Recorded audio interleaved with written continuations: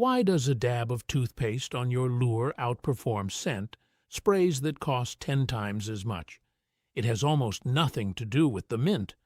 Most people hear toothpaste on a fishing lure and picture some kind of minty attractant. They imagine catfish lining up for a taste of Colgate. That's the wrong way to think about it, and it's the reason most people who try this either use way too much or give up after one trip saying it doesn't work. You're standing on the bank mid-morning working a crankbait. That's one of those hard-bodied lures with a lip on the front that makes it wobble and dive when you reel it in. Nothing for an hour. You switch to a soft plastic, a zoom trick worm, something that usually gets at least a bump or two. Nothing. You check your line, check your knot, try a different color. Still dead. The guy 2 docks down sets the hook on his third fish of the morning. Same water, same temperature, same stretch of bank. You're doing everything right and catching nothing. That moment sticks with you because you can't explain it. I couldn't either, for years. Then one summer, I started paying attention to something most people completely overlook: the chemical profile of the lure before it even hits the water. After running side-by-side tests on Kentucky Lake and Lake Barkley over 9 weekends, the pattern was impossible to ignore. The treated lures, a tiny dab of plain white toothpaste rubbed into the surface, outproduced untreated lures by an average of 2.4 to 1. We'll get into exactly why that happens, which toothpaste formulas actually work versus the ones that don't, and the one mistake that ruins the whole thing before you even cast. And stick around to the end, because there's a cost breakdown that shows exactly how much you've been overpaying for what is essentially the same chemistry in a fancier bottle. The big idea here, the one that changes everything once you see it, is this: most of fishing scent strategy is backward. The industry sells you attractants. Spray this, dip that, soak your bait in this magic formula. And some of those products work, but they're solving the wrong problem first. Before you add anything to your lure, you need to subtract what's already on it. Your hands leave behind amino acids, L-serine specifically, a compound that human skin produces constantly. A 2005 study from the Illinois Natural History Survey documented that largemouth bass show measurable avoidance behavior when exposed to L-serine concentrations as low as 10 parts per billion. That's an almost undetectable amount to us. To a bass with chemoreceptors, those are specialized scent cells concentrated on the lips and inside the mouth. It's a neon warning sign. Every time you handle a lure, you deposit L-serine. Add sunscreen, insect repellent, gasoline residue from the boat motor, the oils from your lunch, the hand sanitizer you used at the gas station on the way to the lake. Your lure carries all of that before it touches the water, and it doesn't wash off on its own. A lure that sits in a tackle box for a week between trips? It's marinating in whatever was on your hands the last time you touched it. Old sunscreen residue, dried sweat, the remnants of whatever bait you were handling 3 Saturdays ago. All of it compounds. I tested this once just out of curiosity. Took 6 identical Rapala original floaters straight out of the package, handled 3 of them normally with bare hands after pumping gas and applying sunscreen, and left 3 untouched except with latex gloves. Fished them in rotation on Kentucky Lake over a weekend. The gloved lures outfished the handled ones nearly 2 to 1. 14 strikes versus 8. Same spots, same retrieve speed, swapping rods every 30 minutes. That's not a lab study, but it was enough to make me take contamination seriously. Spraying a commercial attractant on top of that contamination is like putting air freshener in a room that hasn't been cleaned. You can smell the lavender, but the garbage is still there underneath. Toothpaste is a mild abrasive cleaning agent. That's its primary job in your mouth, removing residue and bacteria from a surface. On a lure, it does the same thing. The silica particles in standard white toothpaste, about 20 to 40 microns in diameter, roughly the width of a fine human hair, physically scrub contaminants off the lure surface. The sodium lauryl sulfate, which is the foaming agent, acts as a surfactant that lifts oils and organic residues away from the material. And yes, the menthol leaves a faint residual scent, but the menthol is the bonus. The cleaning is the weapon. Think about that for a second. Every tube of toothpaste in your bathroom is built to strip residue from a surface. That's its entire purpose. You've had the solution to contaminated lures sitting next to your sink for decades. Getting the application right matters more than the toothpaste itself. Too much, and you create a visible cloud in the water that spooks fish. Too little, and you haven't cleaned anything.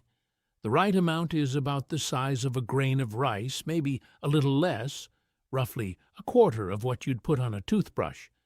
Squeeze that onto your fingertip and rub it across the lure body in a thin film. Both sides, including the belly. For a crankbait or jerkbait, work it around the bill too, that hard plastic lip on the front that controls dive depth. Rub for about 10 seconds. Then dip the lure in the lake water and wipe it once with your fingers. You want to remove the visible paste but leave the invisible residue. The lure should feel slightly slick, not gritty. For lures with treble hooks, those three-pronged hooks that hang from the belly and tail, be careful not to glob paste into the hook gaps. Paste caught in the treble can affect hook penetration when a fish strikes. You want the paste on the body of the lure, not caked around the hardware. A clean hook sets better. If you accidentally get paste in the trebles, a quick rinse and a flick of your finger clears it out. How often should you reapply? About every 45 minutes to an hour of active fishing. The surfactant layer holds up surprisingly well compared to spray-on scents, which fade after 10 to 15 casts in most conditions. I timed this on Watts Bar Lake last May by running a treated Strike King KVD crankbait until the bites stopped, then reapplying and noting when they started again. The drop-off was consistent. Right around the 50-minute mark, bite frequency dipped. Reapplication brought it back within 2 or 3 casts. Compared to Bass Assassin Bang spray, which I timed at roughly 12 minutes before the effect faded, the toothpaste outlasts commercial sprays by a factor of 4. That's mostly because the silica particles create a physical bond with the lure surface that spray scents can't match. Soft plastics take a different approach. Don't rub toothpaste directly on a Senko or a creature bait. Those are the rubber baits with multiple appendages that look like crawfish or bugs. The abrasive particles can damage the soft rubber surface and change the action, which is how the bait moves underwater. Instead, put a pea-sized amount of toothpaste in your palms. Rub your hands together for 5 seconds until the paste is spread thin. Then handle the soft plastic. Your hands become the applicator. The toothpaste cleans your skin first, stripping the L-serine and any contaminant residue, and deposits a faint menthol layer on the bait through normal handling. Clean hands, clean transfer. I learned the hard way not to skip this step with soft plastics. One weekend on Percy Priest Lake near Nashville, I applied toothpaste directly to a bag of Yamamoto Senkos, about a $50-sized glob, way too much. The silica abraded the surface, and the baits lost that shimmy on the fall, that subtle side-to-side quiver that makes a Senko a Senko.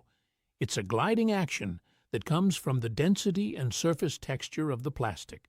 Rough up that surface, and the glide turns into a dead drop. Fished them all day without a single hit. Switched to clean Senkos handled with toothpaste-washed hands, and caught 4 largemouth in the next 2 hours. Same spot, same color, a green pumpkin 5-inch, same retrieve. The bait's natural action has to stay intact. Clean the delivery system, not the product.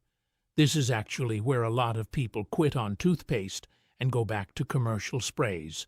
They try it once, use too much, and the results are worse than doing nothing.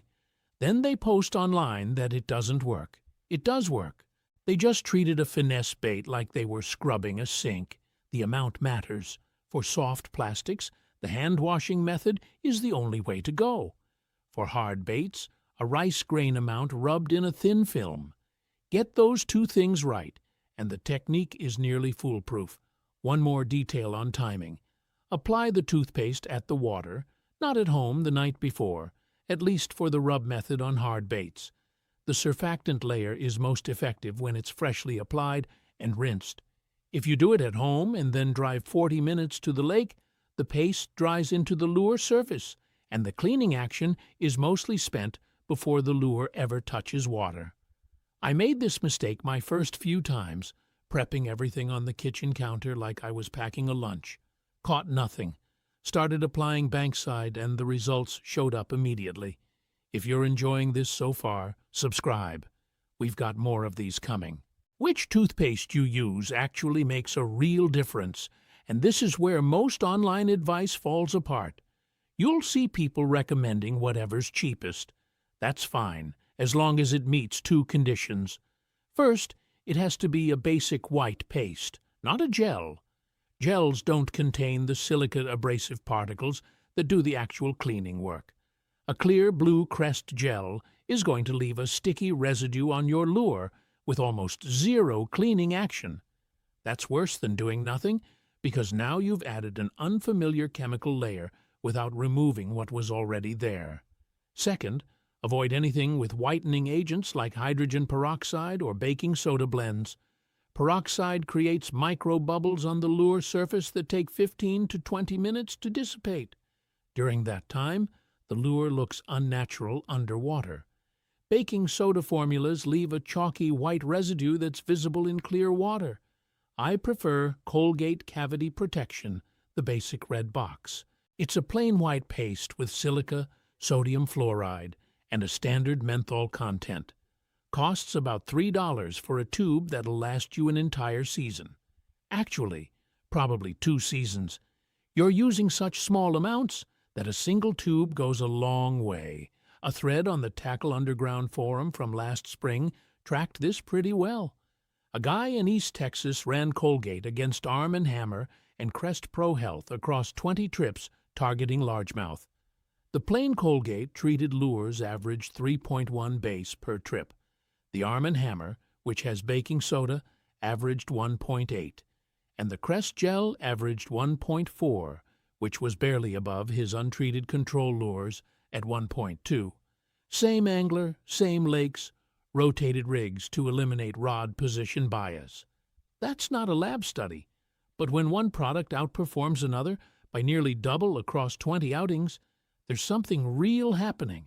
The menthol component is worth talking about separately, because it's doing something interesting that I honestly don't fully understand yet. Menthol is a monoterpene alcohol, a compound found in mint plants. Research published in the Journal of Chemical Ecology in 2011 documented that certain monoterpenes can stimulate chemoreceptors in freshwater fish at very low concentrations.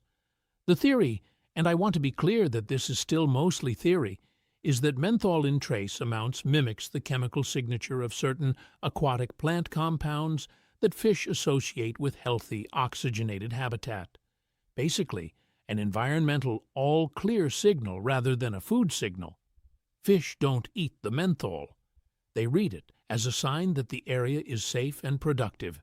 That's a different mechanism than a traditional attractant. Attractants say, food is here. Menthol residue might be saying, this environment is normal. One triggers approach behavior. The other removes avoidance behavior.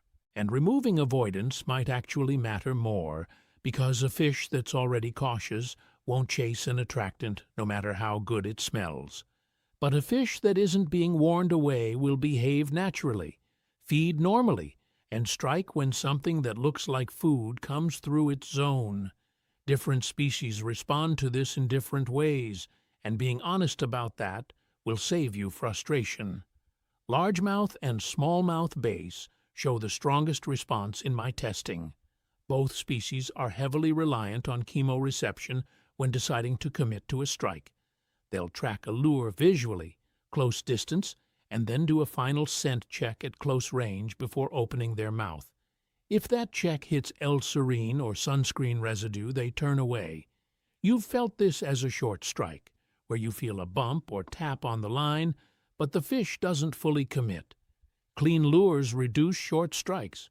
On Lake Cumberland in Kentucky, a friend of mine who guides for smallmouth started cleaning all client lures with toothpaste before sessions. He told me his client's hookup ratio, the percentage of bites that actually result in a hooked fish, went from about 40% to closer to 60%. Same water, same presentations, just fewer last-second rejections. Catfish respond differently. They're scent-dominant predators with roughly 175,000 taste buds spread across their entire body, concentrated heaviest on the barbels, those whisker-like sensors around the mouth. For catfish, the menthol component actually seems to function as a mild irritant that triggers investigation. A catfish approach to a menthol-scented lure looks different than a base approach. They bump it, mouth it, back off, come back.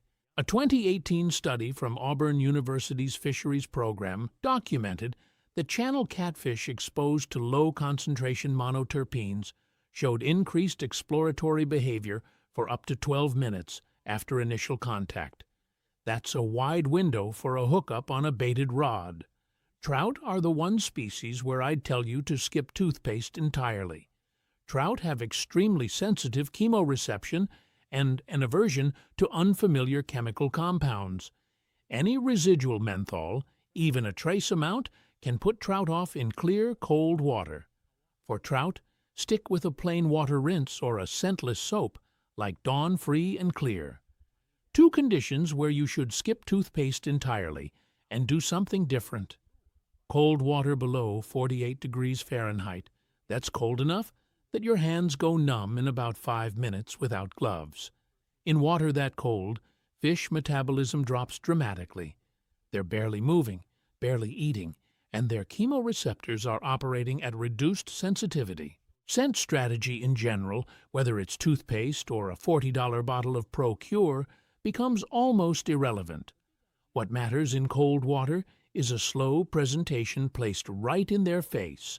A hair jig, that's a small jig with a collar of animal hair or synthetic fiber instead of a rubber skirt, dragged across the bottom within inches of a bass holding on structure, is going to outperform any scent-based approach. The other situation is heavy stain or muddy water with visibility under about 12 inches, roughly the length of a school ruler.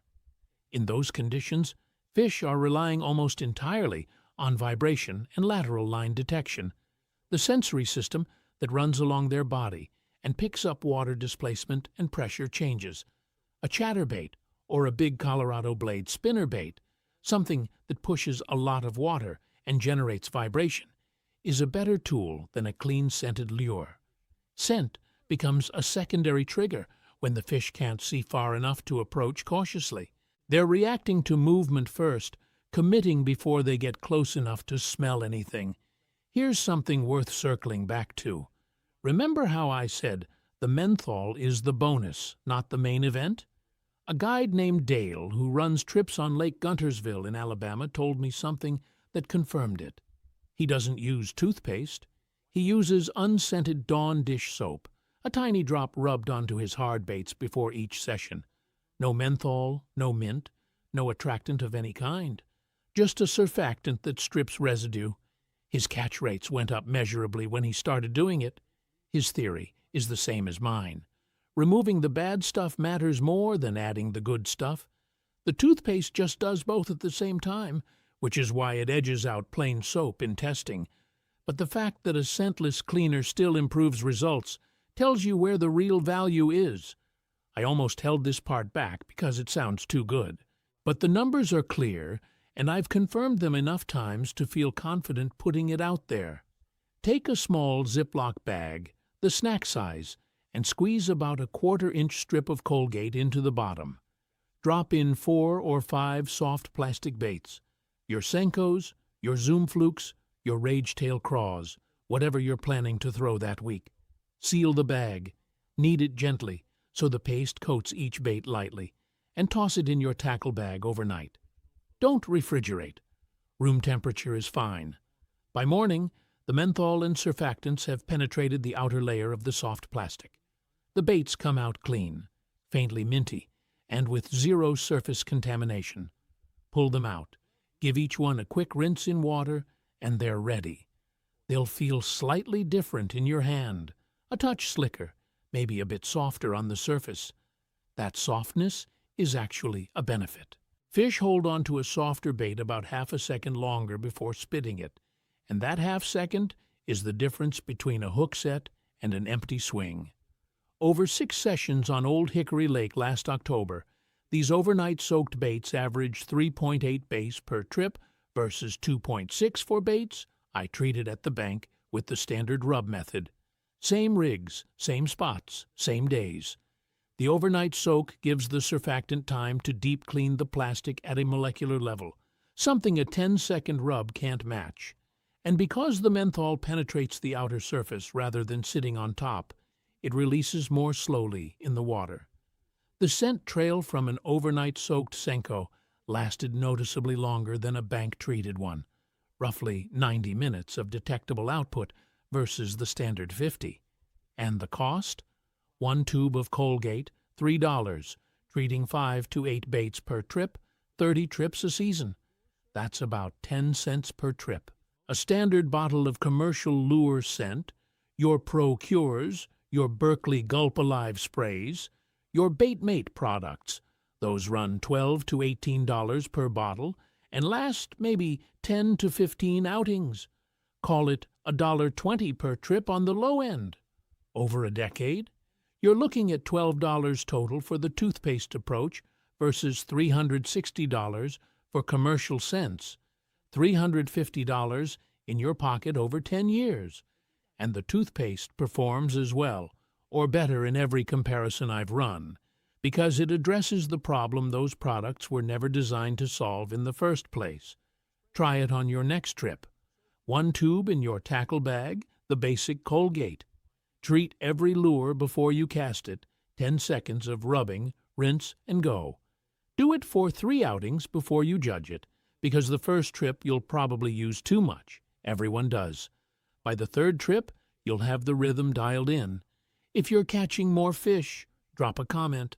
I'm tracking which of these budget techniques are producing the best results across different waters, and your data makes the next video better.